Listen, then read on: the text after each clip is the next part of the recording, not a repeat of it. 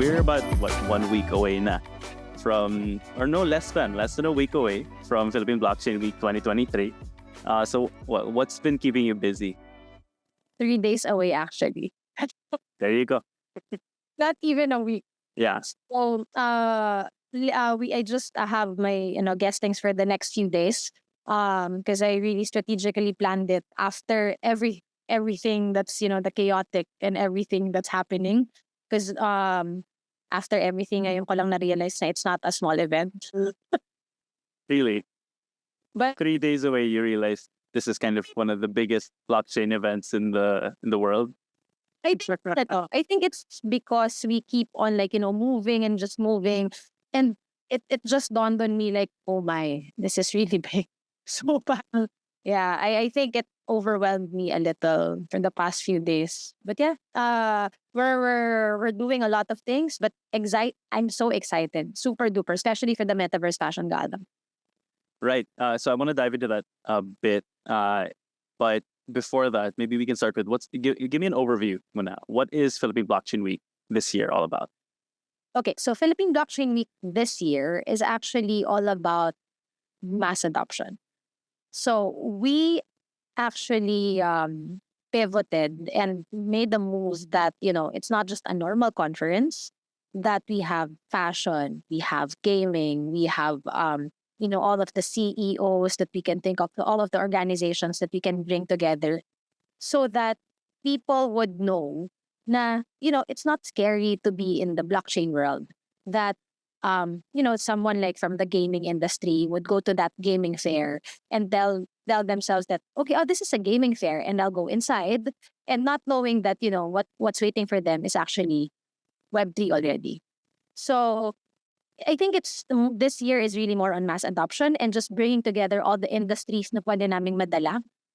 And at the same time, yun nga, parang we just wanna make it as tap as many industries as possible, like the fashion world na wala man lang talagang connection to the blockchain before, na hindi nila na-imagine yun. And yeah, we're bringing them here. So, yep. Well, okay, so speaking of last year's event was incredibly well received by the global community. And so I just wanted to ask here, you're talking about how this year is going to be different. It's going to focus more on mass adoption. But maybe what are some of the things you learned from organizing last year's event that you brought into this year's? Oh, super dami. As in, like, from last year, I guess it's more of the before, kasi when I thought of conferences, I thought of like, oh, I'm gonna bring this big speaker, because people will be very excited to see this guy, etc. It's not about that. It's about bringing these guys to the Philippines and just them realizing that the Philippines is a very good market. So technically, what we did was we had all of these speakers, and this year we have 200. We have almost 200 speakers that's coming. Kasi we have the partnership with the ICT. So they'll be doing their blockchain 101 and blockchain 101 for governments and students. So basically it's actually the realization that it's not about just the speaker. Second is my God, it's alarming, the tone. I'm so sorry. I don't know how to Can I remove it from here? Paano kaya yun? Wait lang. Look, I mean, honestly, you're a busy woman. We're 3 days away from Blockchain Week. I'm assuming all the messages are the bookings, the speakers. No, leave it. It's fine. No worries. Go ahead. Yeah. So you were saying, yeah. So I was saying, like, the second thing is we did not utilize the gaming too much last year, and the fandom actually. Na it's really big pala. And I mean, I know gaming is already big, but now I'm seeing it like with my own two eyes that gaming plus fandom plus K-pop is really like something bigger in the Philippines. So this thing that we utilize, na nagugulat kami na, we don't know how to stage a K-pop event, but because of our partners, now we know how to. And then meron kaming yung gaming, for example, we partner strategically with these companies that are already big in the industry and already doing it for how many years. So siguro that's one learning ulit, to collaborate with the right people. And the last thing is you will actually change more lives. And I think we, because of this, the things that's happening, we will be giving away parang what do you call this, sponsorship, parang educational parang travel to this communities and this students. Kasi akala namin we are not tapping the younger generation. But then, like 17 years old, 15 years old, they're emailing me because of the Philippine Blockchain, Mika, and not even the gaming. Na parang they can just go because of the financial constraints, etc. Pero we're tapping this industry na hindi namin, parang, di ba akala natin pag conference, okay, puro CEOs lang dapat lahat. Lahat dapat mga blue collared, white collared, talaga. Pero hindi pala ganon, na may natatap pa kaming industries na dapat we even have a security guard na nakasama namin dito sa La Union breakout event namin, and he was like, he's flying here, he's going here. So parang this industries na they're hungry for information, they're hungry for learnings, na mas maganda pala talaga mag-reach out kami to the small cities and the small provinces. And because of that, I think that will really change more lives. So, ang dami talagang realization from last year na hindi lang pala to conference, it's a movement actually.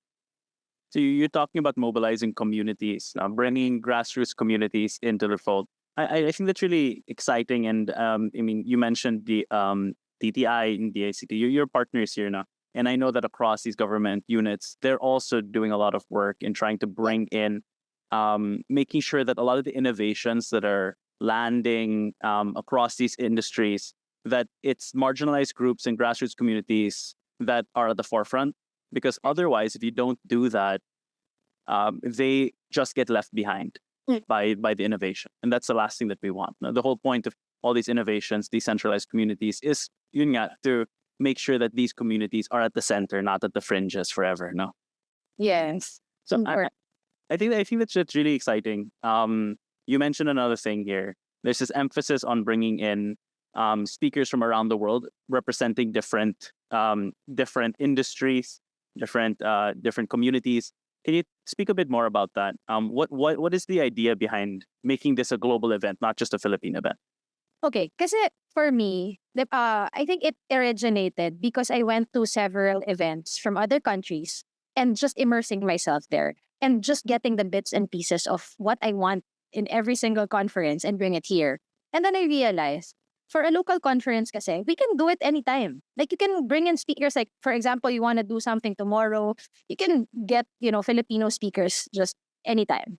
But for the international speakers, parang I want them to feel how it feels like kahit hindi ka mag-travel to other countries, then how we do it, diba? How international conference really is. So I think yun yung naging parang drive ko doon. And at the same time, I want to bring businesses to the Philippines. I want the money to come to the Philippines naman instead of us, lagi 'di ba pag OFW, parang tayo nag-OFW sila because they see the potential in other countries. And the other countries naman, they see the potential in the Philippines, which is medyo kind of weird. And then I want na parang next time, hindi na sila aalis ng Pilipinas because they're earning that much already in the Philippines. And I feel like, may nag-goosebumps ako. And I feel like, parang na siyang responsibility also, na parang, hindi lang siya international conference just bringing, international speakers, but it's more of knowing that the world knows the Philippines. Another story is, I went to this Dubai conference. I really hated the fact that they're talking about Southeast Asia and they did not even mention Philippines at all.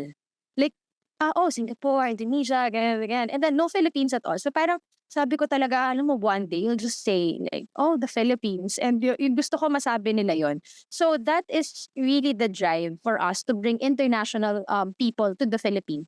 I'm bringing in, for example, from someone from Serbia. Someone from, alam mo yun, hindi lang siya US, hindi lang siya Southeast Asia. So parang, different parts of the world, may Europe, may ano. So, ang sarap lang ng feeling that they know the potential in the Philippines, but it's their first time here. And knowing that, tapos sabi niya, sige, for example, yung taga Serbia, then let's do businesses there in the Philippines. Parang magpasok sila ng pera. So, ang sarap lang ng feeling na nakikita tayo ng ibang tao as something, as a very nice as a hub to Southeast Asia. Yeah, and this is incredibly in line, no, with the thrust of this year to establish the Philippines as the blockchain capital of Asia, right? And you can only do that if you get the recognition from the Correct. global community. Correct. And knowing, I think, isa pa parang the fact that we're partnering with, for example, Taiwan Blockchain Week, AIBC, yung mga ibang other ibang international conferences na parang na, alam mo yun, hindi mo man sila kapantay at the moment, but at least they recognize you as something. Na parang, okay, merong Philippine Blockchain Week. Hindi man tayo kasing laki ng token 2049, but at the end of the day, there's still the ring na parang, okay, there's Philippines, Right. Well, so well, I think this must have been a week ago, or actually some time ago. Donald Lim, who is part of your team, who I'm sure is just as busy as you are right now, he described Philippine Blockchain Week during your press event as being just as much a Web 2.5 event as it is a Web 3 event. So there's, again, going back to what you said, there's this emphasis on bringing traditional players who are not yet represented in the Web 3 ecosystem into the ecosystem. So maybe could you talk a bit about that? Okay.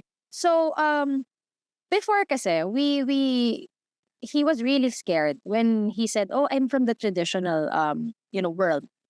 And I said like, "Okay, sige, ako I know naman some people from the Web3 space." Parang ganyan. So he was really scared that parang, "Okay, paano ko gagawin to? I don't know anything about Web3," sabi niya. Sabi ko, I don't think so because it's the same industry and it's the same people that you just want to bring into Web3. And then sabi niya, okay, yeah, I think, sige. So that's why we made it work. But, so dati parang we keep on, learning every day. And yun pala, it really doesn't matter kung Web3. Hindi talaga pwedeng Web3 lang eh. It really needs some Web2 component to it. Because for example, NFTs, di ba natutunan natin before? NFTs, parang you can buy it as an art, etc. But ngayon, ano hinihingi nila? They want real-world utilities. So, I think it's more of like the organizations that we have right now and the companies, even like, for example, Smart and Philippine Airlines. That's not even, it's a traditional company and now there are major sponsors, which is, ang weird lang tingnan kasi there, di ba, people was thinking, okay, baka Binance or yung manlalising company na Web3 or exchanges. Pero when you think about it, this is actually a good move because you are telling something to the world that the Web2 companies and the traditional companies are actually, that you can be onboarded to Web3. It's not just because wala kang alam sa Web3. And that's the point nga eh. That's why you're going to conferences like this because you want to learn more about Web3.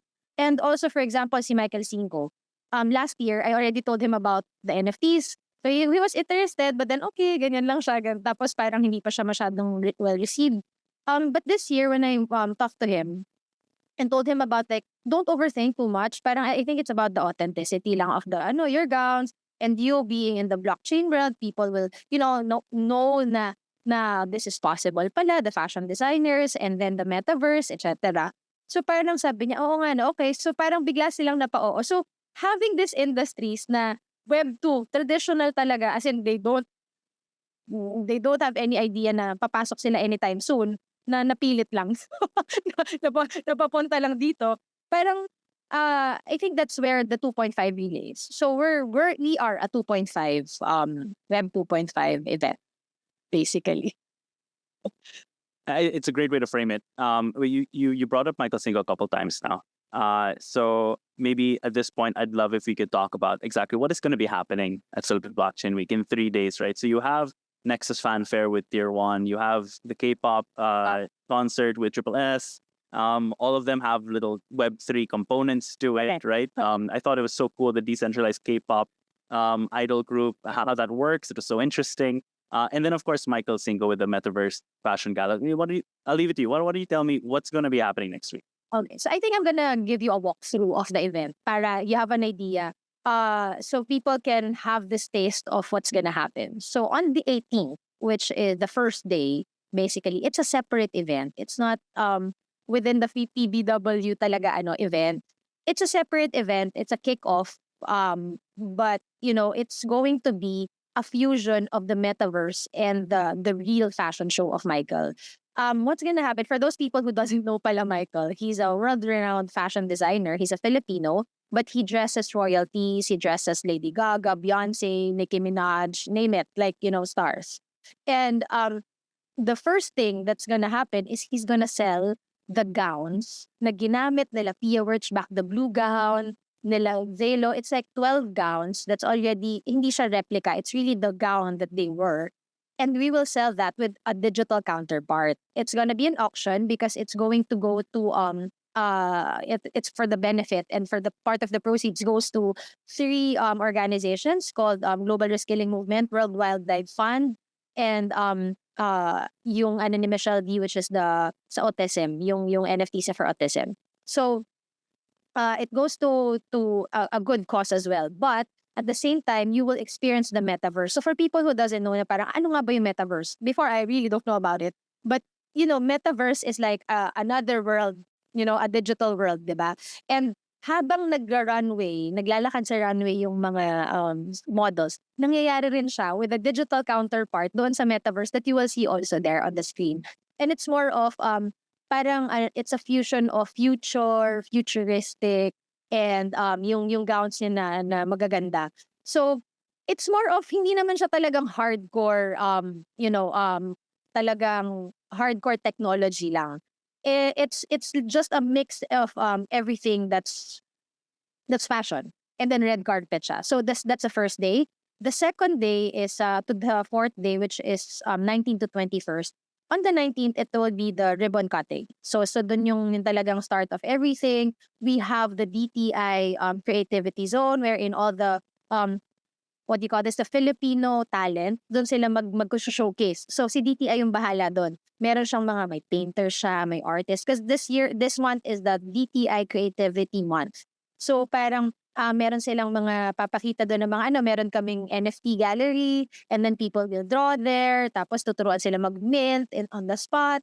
And then, so parang dito sa area na to is really about all creatives.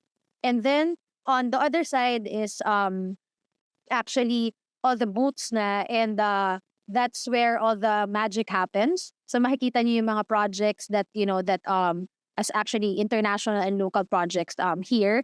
And at the same time, yung isa pa namin is the gaming floor, which is called Nexus Fanfare. This is also a separate event. I'm saying it's a separate event because it has a separate ticket.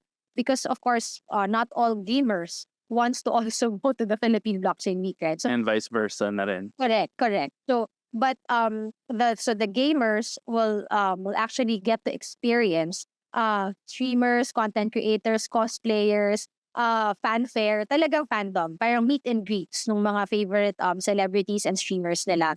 And at the same time, meron ding celebrity match. Syempre, no, hindi mo pwede mawala yung gaming. And we're partnered with the major gaming companies, which is Tier 1 Entertainment, Gala Games, We, Mineski, Garaya. So parang it's more of talagang gaming yung side na yon. So people can go there separately without buying the Philippine Blockchain Week ticket. So another thing is the conferences. Yung conference namin would host, yun nga sabi ko, almost 200 speakers. Some of which are for the DICT hall, some of which are for the main plenary hall.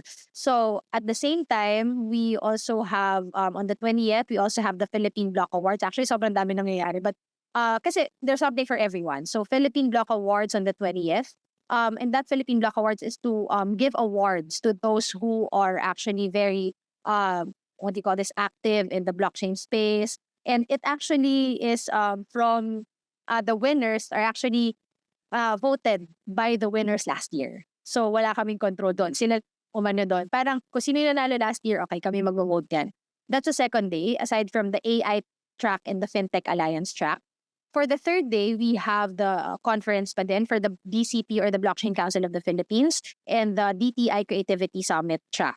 So parang every day meron kaming track that we there's something for everyone. Like, so apat yon: AI, FinTech, blockchain, and creatives. So talagang natatouch niya lahat. At the same time, yung parang last day namin, which is the ending namin, is a P-pop concert from G22 and K-pop concert from Triple S. And initially, yung Triple S talaga sabi ko, wait lang, parang, kasi recently lang namin na ano yun na sign. Parang, parang overwhelming na yung nangyayari. But then, it makes sense because they're the first decentralized group in the world. And that's something, di ba? And they will be actually doing the US tour after that. So, dun pa lang, sabi namin, sige, talagang pasok sila sa blockchain week. Di ba? Kahit anong gawin mo, hindi lang siya normal K-pop eh. So, there's And, whole... well, really quick, Chezka, I just wanted to point out here, you said that part of the inspiration behind putting Philippine Blockchain Week together was your recent, conference in Dubai where the Philippines wasn't mentioned as part of innovators in Southeast Asia.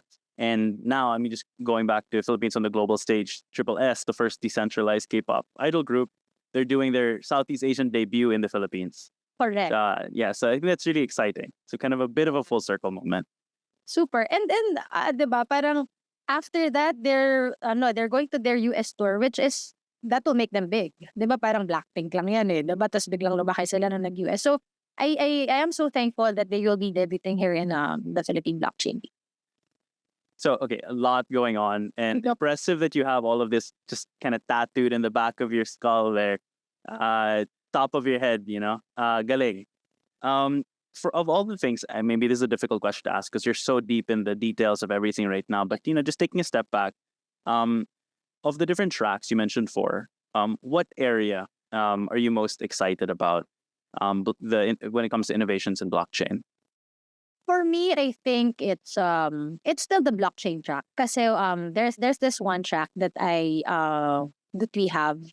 We have the Polygon guy, the Algorand guy. I'm putting I forgot the other, but it's more of like, it's a mix of all of this guys in one track, in one panel, and they're talking about how they can build the ecosystem. Diba usually when we think about it, it's parang magkakahiwalay yung baka magkalaban to si Polygon, magkalaban si Algorand, so parang sa akin, I don't want it to be like that. I really want it to be as collaborative as possible. So parang excited ako sa track na yon kasi parang, what do they have to say? Kasi di ba hindi, pare-parehas sila eh. So, what do they have to say kaya? So, I think that's what makes it different is yung matututunan ng Pilipino sa track.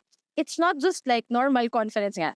We based it on, like for me, I'm actually very curious on all of these topics and parang yun yung nilagay namin. Kung ano yung normal na tinatanong ng, I even asked one na parang, ano yung normal question mo na, like not knowing anything about Web3 or blockchain, what is your normal question na parang gusto mong tanungin? And then that's what we put there. Kasi I think, and then we put experts. Because I think that's where you will really learn from the experts. Kasi when I go to conferences, it's more of the diba, technical stuff na, and then you don't want to hear it because it's gonna change my life, parang ganon. So this time, it's the other way around. We put experts, but they talk about how it will really change your lives. So even yung track ng real estate for blockchain, and meron din kami yung parang farming sa blockchain. Diba, like I tinest mo na yun, I believe si Jerry. Yeah, from Meta Farms, right? Correct. So parang meron kami talaga na we touch every single detail, lalo na sa blockchain track, of creators, of celebrities, parang ganon. So it's really one for everyone. Kaya excited ako. I even wanna listen there. Parang ganon yung gusto ko mangyari kahit ako mismo, na alam ko na yung mangyayari. I still wanna listen because I wanna learn. So I think that's the most excited ako na part. Yeah, so I've moderated a number of panels across different conferences, and I noticed that there really is an emphasis on making sure that on the panel, you have people coming from very many different perspectives. Well, but I think just as important, and this is what you pointed out here, is you need to have people, maybe even competitors, talking about a topic. Correct. Because you need those different perspectives. Even if they have the same kind of realm of expertise, you want all these different perspectives on how this ecosystem might evolve, right? Correct. I think that's really exciting. You mentioned here that these experts are going to be talking to an audience of people who are interested in blockchain but are not blockchain experts, right? It's more introductory. And so maybe going into this next question here, who is Philippine Blockchain Week for? So basically, it's really for everyone. For me, it's for everyone because nga, for example, you want to be sa expert part. So it's a mix of everything eh. So may expert talaga na talagang technical, meron ding hindi. So basically, gusto kong masabi na parang it's for beginners and for curious people as well. And I don't think anybody is an expert yet because it's really still early to say that. Even maybe you just started a year before me, a sec 2 years before me, but no one is an expert. Everyone still wants and is still curious for what is happening now. I think that's that's the reason why it is for everyone. Because even if you're a CEO already, there's still something to learn about. Even if you're just like a newbie or an enthusiast, there's still a lot of to learn about. So it's really for everyone. And yun nga sabi ko, because we put like fashion, gaming, whatever, VC startup matchmaking. So I think it's really for everyone. So I just want them to feel na kahit anong work ko or trabaho ko, I can still be there because it doesn't matter if it not on the blockchain or in the blockchain industry. Yeah, so ganun. And as a lead organizer of Philippine Blockchain Week, Chezka, what is your hope? What outcome do you hope from Philippine Blockchain Week? For number one, for them to know that the Philippines is really a great hub, for businesses. Second is for me to change a lot of lives again. Because for the past year, that's what's really keeping me like alive. Like messages from people that, it changed their life. Even if it's for a small or big reason, I think it's giving more jobs and opportunities really to a lot of people. And honestly, for having this just 3 days, for example, or 4 days event, you actually help a lot of people already. That event alone, not even on, the businesses after that or the jobs after that. I think the hope for me is for people to realize na, I don't be scared about pivoting. Don't be scared about curiosity. Don't be scared about going into a new world. So that's my hope really, and for people to attend the event because for them to see what we're really trying to showcase. It's not an easy journey. It really isn't. You just don't know the back end. You just don't know the behind the scenes. But yeah, sana ma-appreciate nila and ma-feel nila, ma-immerse sila sa event na to. Yeah, bringing the best of global blockchain innovation to the Philippines and then showcasing what the Philippines has to offer that into the world. Yes. Well, so Chezka, I think we're approaching the end of our time together here. So, do you have any final messages? It's a great way to cap it off already. But any final messages to the stakeholders, the partners? Maybe you've brought a lot of very interesting people to the table already for Philippine Blockchain Week. But are there any other stakeholders that you'd like to see join, maybe even after Philippine Blockchain Week, join the conversation to really enrich the ecosystem pa? Yeah, definitely. I think there's a lot of untapped countries, sorry, I'm ending. So there's a lot of untapped industries that doesn't know yet of the Philippines. So I really pushing for that still. But basically, I think we tap a little of each already. So it's more of like bringing more companies na lang talaga to the Philippines. But really just tapping, for example, the Hugs community, which is the company by Randy Zuckerberg. They did a Filipino contest just for Philippine Blockchain Week. So, di ba, parang ang sarap ng feeling na may Filipino lagi sa something, somewhere. So I think... Yeah, and just on the podcast a few weeks ago was Tina. Who herself is Philam, right? So Correct. yeah, very I was so excited. yeah. Still am. Tapos, sabi niya, alam mo, hindi masyado na yung Philippines, ganyan. And this is the perfect opportunity. So, yung mga ganun, feeling ko kasi ang dami pang hindi natin natatap. And that's my goal. To tap each and every single industry in the world. For them to know that the Philippines, that it's more fun in the Philippines, and the Philippines, that we are all talented. Yan talaga. All right. Like that's Well, thank you, Chezka. You know, your phone's been ringing off the hook this entire time, so I'm gonna let you get back to organizing this. You have 3 more days, and then 1 week, and then you can sleep for 3 years if you want to. oh my. Even for 1 full day, I'm happy already. Okay, well, let's get you closer to that. So thank you so much, Chezka.